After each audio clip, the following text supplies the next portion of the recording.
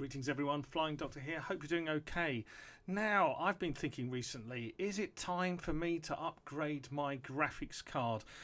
At the moment I have quite a beefy PC because I encode video. I use a 3080 and a Intel 10850K processor, and well, you may well be aware that GeForce has brought out its 40 series cards, and AMD has also brought out its 7000 series cards as well, and the two are sort of punching away at the top as usual. But it got me thinking, is this a worthwhile upgrade? I have to say, this is just hypothetical, especially if my wonderful wife happens to be watching. Purely hypothetical, but I think you'll be surprised. Welcome to the Flying Doctor channel. Let's geek into it.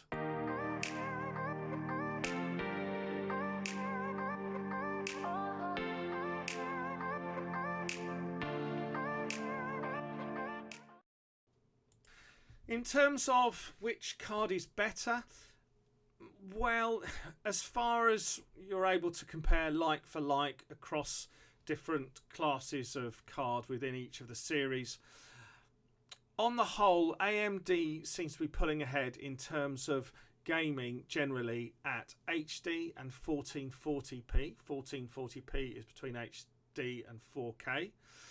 Whereas GeForce seems to just be pulling ahead in terms of 4K. Now, my system uses a 3080, and so I'm more familiar with the NVIDIA cards. But it's not just about the card. It's about the features within it, the feature technology underneath it. And we're just going to briefly look at this. So what would you get if you do upgrade? Because you can see here we've got ray tracing, DLSS 3, and those are two things that may well improve as you move from, say, a 3 series card to a 4 series card, or not even be available on a 2 series card if you still have a 2 series card. So one of them is AI accelerated performance. This is NVIDIA DLSS 3. If you use Flight Simulator, it's available within the settings.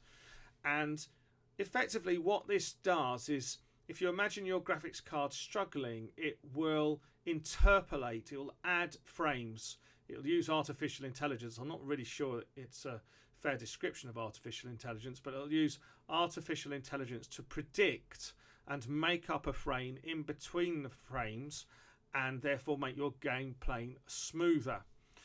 Okay, other features that you might well be aware of is ray tracing, and this is a really good illustration here of ray tracing. We can see no ray tracing here, and if I draw the bar across, you can see ray tracing. So you can see it's how the shadows and the light behaves differently and is more true to life within the game itself. And of course, you need to think, well, does Microsoft Flight Simulator use ray tracing? I'm pretty sure that it doesn't at the moment. You don't necessarily need ray tracing to be able to play a game, but when it's on offer and as technology unfolds, then things will improve. So who knows what the future will tell. DLSS 3 we just talked about. You can see here these significant claims. You can see a game here. It looks like Cyberpunk, 22 frames per second with DLSS off and ray tracing on, and 85 frames per second with DLSS 3 and ray tracing on. And these are incredible claims. The question is, how smooth do things look? How realistic do they look? But also, you should be aware that DLSS 3 is only available with 40 series cards, and DLSS 2 with 30 series cards. So you do get an upgrade in some of the featured technology. And the other things that are available there, GSync's another interesting one, where if the graphics card is producing frames which are out of sync with the monitor, so what's happening is that your monitor is displaying an image at a certain number of frames per second, hertz, and now there are monitors out there that can display at very high cycle rates. If there's a mismatch between that and the card, what the card's producing, you can get something called screen tearing, which is unpleasant to look at. And GSync is NVIDIA's technology for preventing that. There's also resizable bar.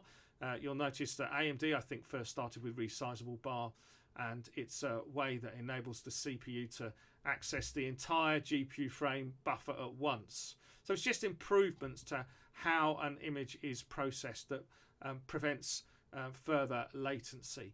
So yes, that's NVIDIA. And as ever, AMD on the left, just squaring up to that. You can see, yes, the most advanced graphics for gamers and creators. RX 7000 series, they're advertising there. Yeah, 4K and beyond gaming, but also look here. So you've got featuring ray tracing and AI acceleration. Exactly what was going on with GeForce over there too, battling it out. Some greater focus on color accuracy and details on here on just breakthrough performance. So that's a 7900 XTX 4K max settings. But when you think about your frame rates, you don't really need as many frame rates as you think. That's my argument anyway. But also you're looking for things to be smooth, and you're looking at much lower frame rates, particularly if you're dealing with 4K in Microsoft Flight Simulator. You know, we're looking to get above 60 frames per second, really, or around that. That is really good news if you're able to achieve that.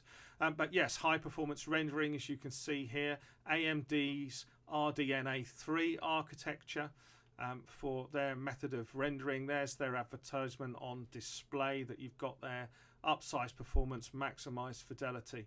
So by and large, there are similar technologies, or well, certainly they're trying to get the same end goal running through both cards. So yes, they are slugging it out, and it's all a bit confusing. But the main thing I have to say to you is don't be tempted to go out and buy a new card without actually thinking carefully about whether it's actually going to make a difference when you pop it into your system.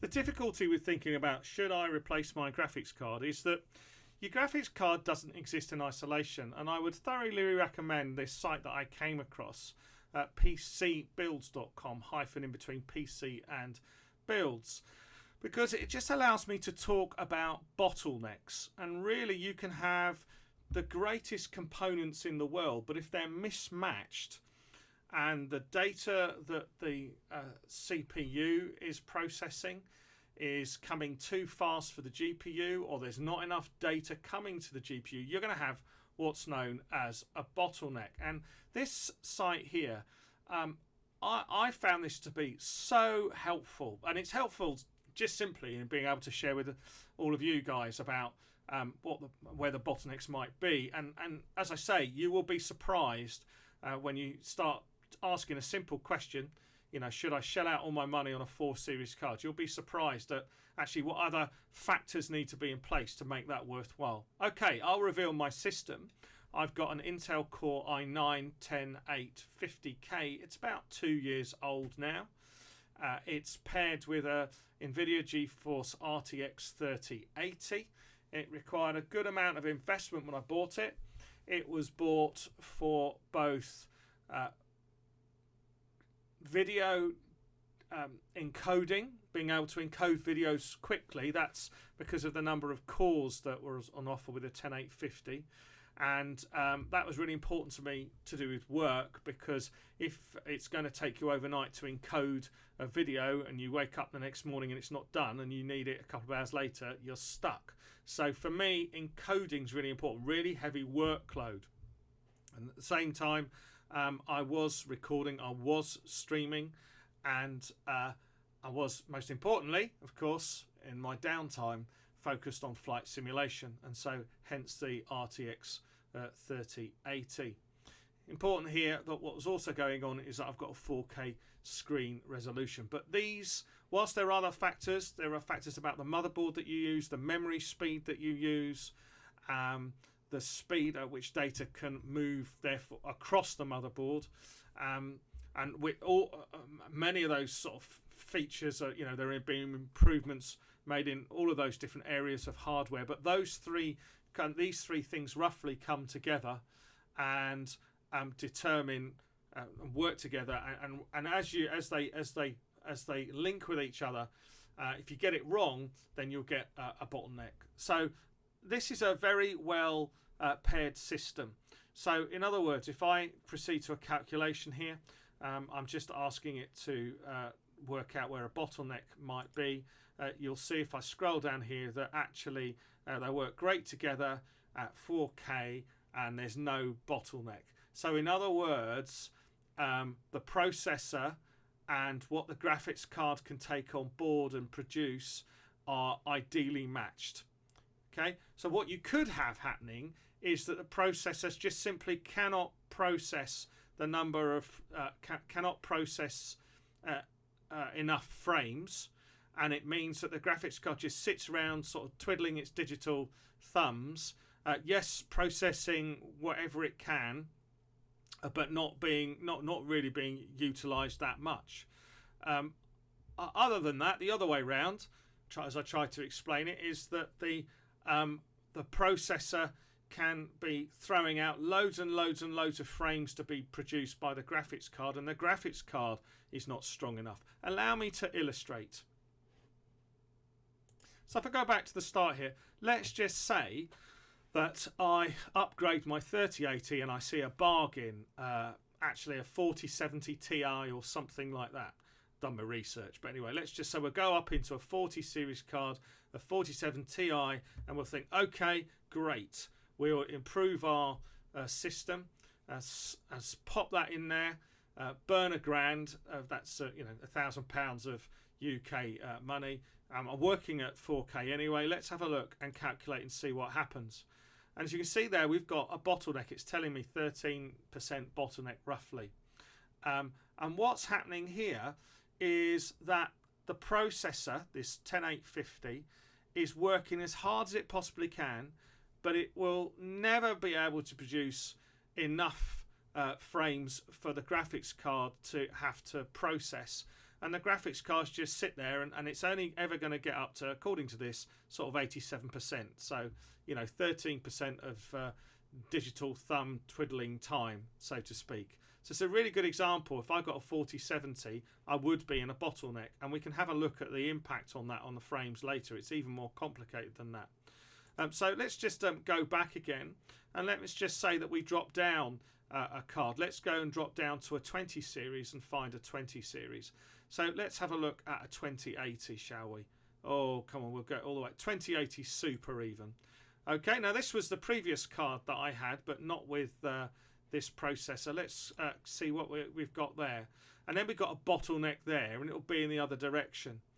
So in other words, the processor is capable of producing more than the graphics card can actually take on board. In other words, this graphics card needs updating, and when you update that graphics card, the processor can stretch itself a bit more because you've not got another 25% of processing power that's there. And so that's what you're looking for with the balance. So you can see pretty immediately that whether you replace your graphics card, you may well want to go up, for example, and replace your graphics card, in my case, with, say, a 4070 Ti. Let's find it. There we are. But actually, to do so, it's not going to make a huge amount of difference because actually the graphics card will only ever be here about, say, 13%, as I say, more headroom. It will never, ever be able to fully stretch its arm. So it's a bit of a waste of an upgrade of a graphics card. It's a little bit more complex than that because we need to start looking at resolution and frame rates and value for money. So we're going to do that, and I'll just illustrate that point further. So I've gone back to this start screen. As I say, fantastic little kind of app here on the website of PC Builds. I'm going to go back, and I'm actually going to, there's a really good, again, Bottleneck Calculator. Now, I can't speak for how accurate these readouts will be, but it is allowing me to demonstrate some principles, and I would thoroughly advise that if you're going to buy a new graphics card, you look elsewhere for how your combination might be working. But I can actually work specifically to a game that I'm interested in. So I'm interested in Microsoft Flight Simulator. As you can see, it's, you can drop down here, and you can find a whole array of games. I'm interested at 4K, and this is my kind of baseline, and I can get a calculation here working on my current system of what frames per second I would expect. So just click to calculate there. It's telling me that actually there's no bottleneck here, which we know they're easily matched. We see that down to there. Oh, sorry, that's we've shown that before. Let me just go back because I think it's the frames per second calculator. There we are. It's that one we want. Okay, do forgive me. So click on there, and there we are, and it'll give you a calculator result here. And ultra settings 47.2, so we'll call it 47 to 80 on 4K.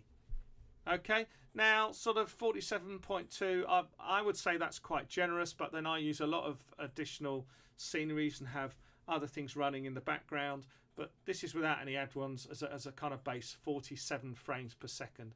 And you can see it actually gives me some readouts here. You can see how you change the settings within the sim, how the frames per second will change. And you can also see a minimum, an average and a maximum. It's the minimum that always interests me because that's what spoils the game. So minimum sort of 47 frames per second there. And you can see just a reminder that the processor and the graphics card are nicely well matched there. And so there we are. So that's a good baseline. Let's just see as we go back. Let's just see if when we upgrade our graphics card, and this is for 4K. You may well see a difference at 1440 or HD, but if we upgrade our graphics card and go to a 47 Ti, what kind of difference would that make if I put that in my system? Let's calculate that. There we are. We can see our bottleneck there. We had that warning before, and once again I've done it again, but we can go back and go to frames per second calculator. There we are. And so interesting that we have seen a very marginal increase, very, very marginal, and certainly not worth the kind of £1,000 that you're going to put into it. So ultra settings 53.9 to 80.3. This is really what I'm interested in. I mean, as a maximum, and this is kind of, you know, really driving the sim. What you would be prepared to make your measurements on is entirely up to you. We're all different, but generally as we move down the resolutions, the frames per second will go up. I've done a 1440p trial for you, so ultra wide QHD resolution, and again not much difference here.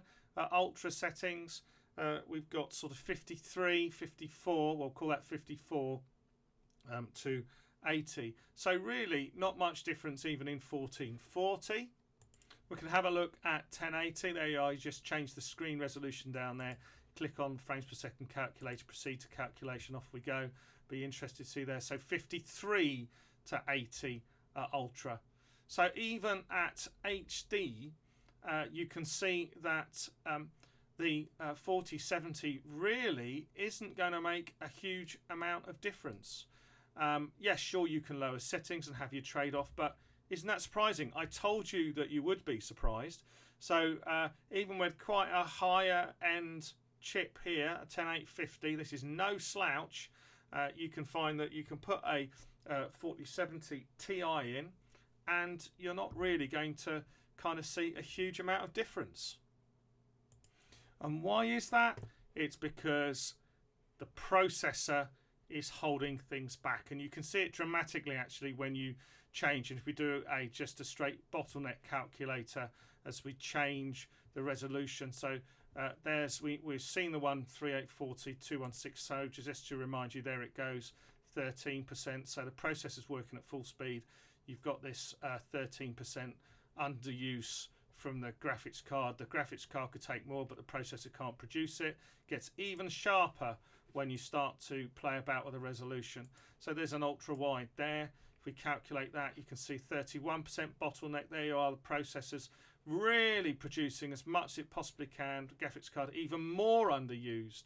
Okay, and if you're going to go to HD, it becomes even more dramatic. Let me find HD here. it'll be here, 1080, there we are.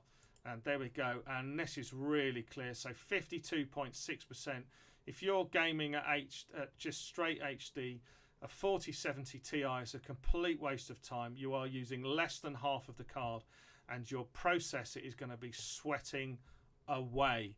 So yeah, really interesting. But the question then becomes, so in my case, the question then becomes, sure, I could upgrade to a 4070 Ti, but I'm really only going to see a significant result if I upgrade my processor at the same time. Now, this is where things start to really add up. You're serious about upgrading your graphics card? Well, you're going to have to upgrade your processor as well. And then I've got news for you. That means that you may well have to upgrade your motherboard, which means you may well have to upgrade your memory to get most out of a new motherboard, which means you could be facing a whole lot more cost than you thought about. And again, it comes down to, therefore, well, what are you satisfied with? What do you really need, rather than being tempted to go and get one of these flashy cards? Allow me to demonstrate. So here's where things get interesting. An i9 10850K still to this day is a decent performing chip and pretty expensive.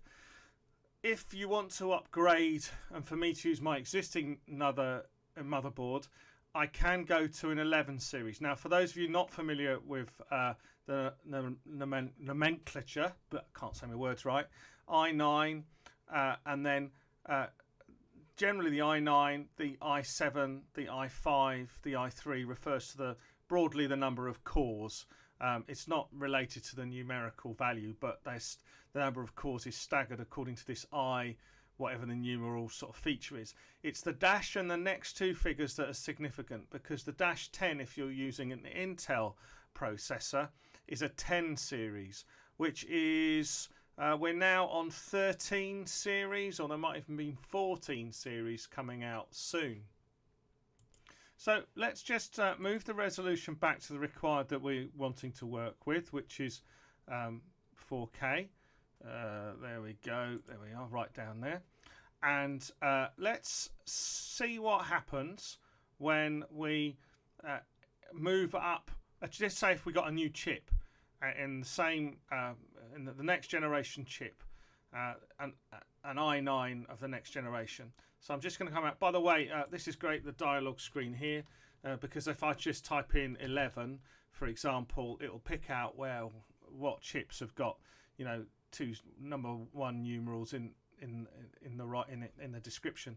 So there we are. Say something like an 11900K, something like that. So if we put one of those in, we're wondering what difference that might make, and we will remember those previous figures we had, you know, roughly 47 frames per second to 80 with a 1470 Ti. We'll go and have a look. Interested just to see what the bottleneck looks like.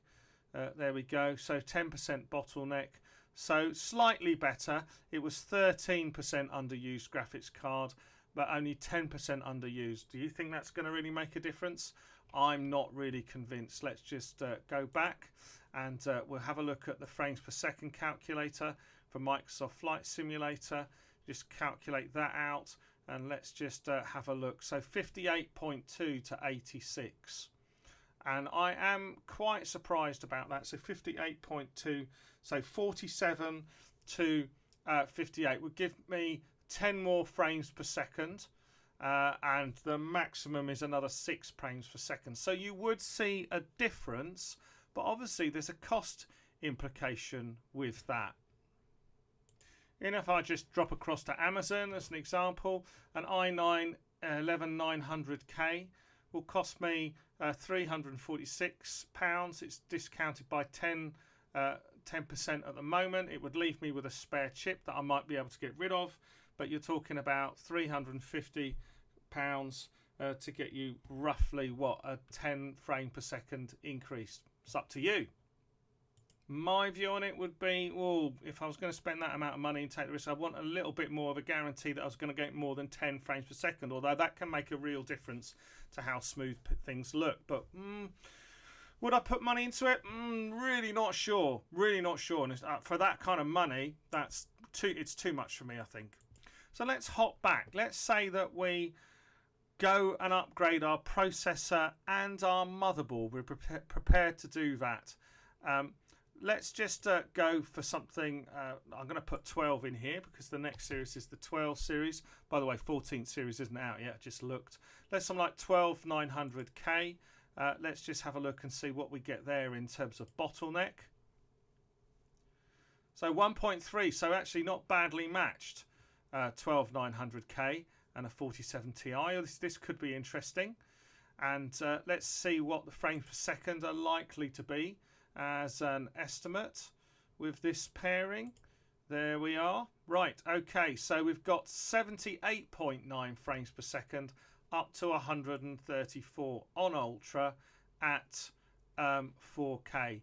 Now, it's at this point, I think, yeah, that'll do it. So if you're telling me that I'm going from 50 frames per second, or 47 to 78, so roughly kind of 50 to 80 frames per second, I'm interested now because that's a comfortable frame rate beyond 60. 60 is smooth. I also know, as I said earlier, that I've got a lot of heavy weight in the background in my sim. Programs running outside the sim, sceneries, aircraft. I'm thinking that's comfortable for me, so I found a decent match there.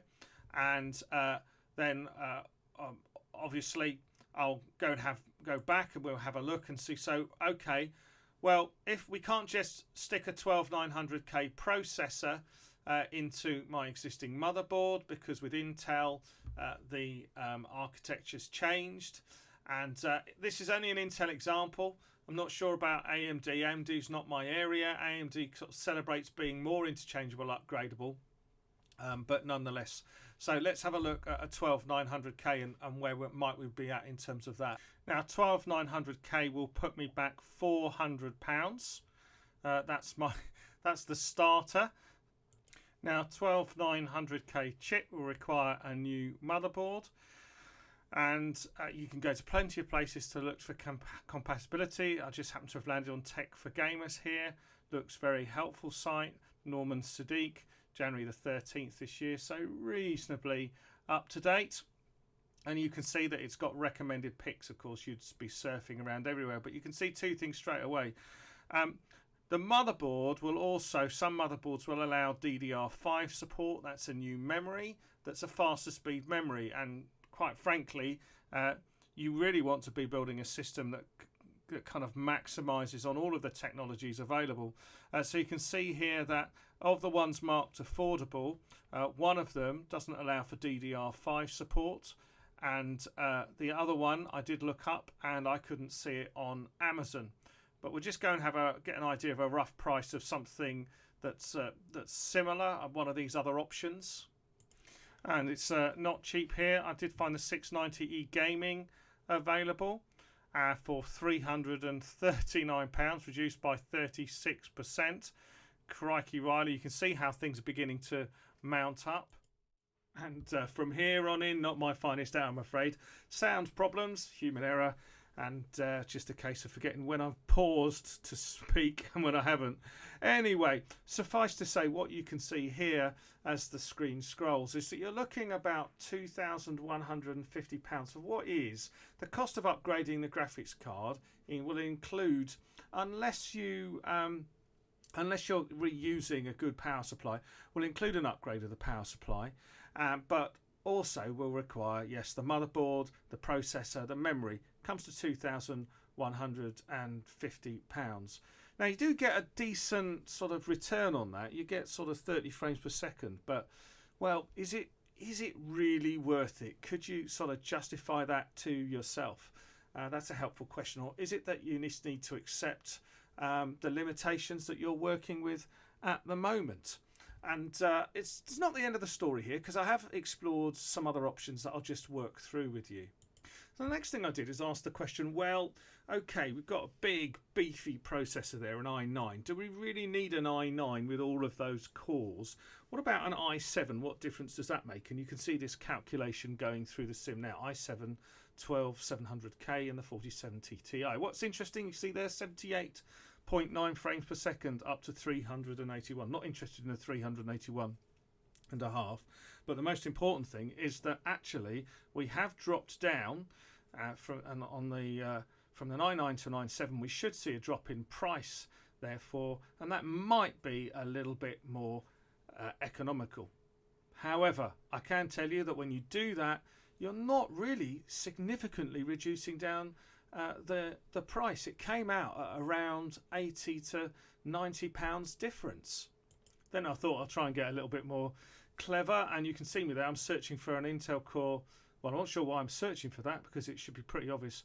I'm looking to test the Intel Core i5, so go from an i9 to an i7 to an i5, and I did that. And indeed, what was really interesting there was that by the time I dropped down to an i5, we were looking at a reduction in frame rate, of minimum frame rate, from 80 to 62. So in other words, the i5 setting was really a bit of a disaster, and that did see a reduction in efficiencies. And so yes, the minimum is an i7, but it really, if you look at the kind of change across the whole, really didn't have a significant impact on the price. Well, not if you're going to be spending around that kind of money anyway. And I was interested to try a Radeon card as well from AMD, and I went in the end for 7900 XTX, which is slightly more expensive, around about £1,000, as you can see here from this central model. It's touted, in fact, as being something that is capable of replacing the 4080. In fact, one article I read, the XTX 7900 XTX has given gamers an excuse not to buy the RTX 4080. I don't really know about that, but I thought it was just worth popping it into the system and seeing what we came out of there. The bottleneck with my existing system was 13.5%, so really not much change there. Still going to have to upgrade the processor. And then I went for a recommended AMD combination, Ryzen 9 3950X and with 7900 XTX as usual, and found that yes, of course, I did get some improvement. Again, as you can see here, we're up to the 80 frames per second, and that was pleasing to at least see. And as you can see here, that actually came in cheaper at 1,762. However, not quite sure about the cost of some of those components. So the Ryzen 9 was actually 565, very expensive for, well, I thought quite expensive for a processor there, but the actual motherboard is, I think, more of a budget motherboard. So certainly not an inconsequential sort of difference, but you can see the general point is that the key thing you want to be asking before you're thinking about replacing your graphics card is asking the question, where is the bottleneck in my system? And if I replace the graphics card, do I need to replace anything else? I noticed that, well, none of these, the NVIDIA sites or the AMD sort of say, yes, sure, you can have all this performance, but you'll need to upgrade your system as well. Of course, I'm not quite sure whether they're not going to do that because they just want to encourage you to buy the cards, but it's not really in their interests because if you buy a card and it simply doesn't work in your setup, you're going to be asking questions, aren't you? What a pain. So anyway, I hope that you enjoyed that. I hope that it's really helpful. I think particularly the conversation around what is bottlenecking, that kind of description, I thought was really useful. But take care, stay safe. If you've enjoyed what you've seen, please do subscribe to the channel. It means a great deal and it encourages me. I'd love to see us getting over to that 1,000 mark, 1,000 subscribers, and we're well on the way now. And do take care and stay safe. Yeah, and honestly, a word to my dear wife, my other half. No, this is purely just for experimentational purposes. That's right. So when you see my big kind of basket on Amazon, don't get worried. I've not got delusions of grandeur, especially when there's a war on. Anyway, wherever you are, take care, folks. Stay safe. Thanks for watching.